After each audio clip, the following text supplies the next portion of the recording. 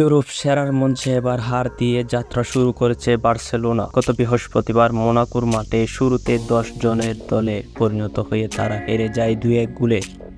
সেদিন ম্যাচের 10ম মিনিটে বড় এক ভুল করে বসেন টের স্টেগেন। দুই পাশে দুই সতীর্থ পাকা থাকা সত্ত্বেও জার্মান এই গোলরক্ষক পাস দেন মাঝে এরিক গার্সিয়ার উদ্দেশ্যে।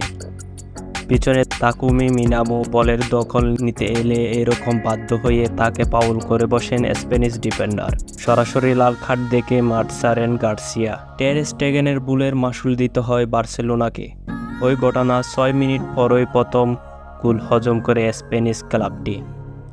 লামিন ইয়ামালের ভুলের সমতা নিয়ে প্রথমার্ধে শেষ করলেও দ্বিতীয়ার্ধে আরেকটি গোলকে হেরে যায় বার্সেলোনা। লা লিগায় রোববার ভিয়ারিয়ালের মুখোমুখি হবে ফ্লিকের দল। আগের দিন সংবাদ সম্মেলনে কোচ বলেন, নিজের ভুল স্বীকার করে নিয়েছেন টের স্টেগেন।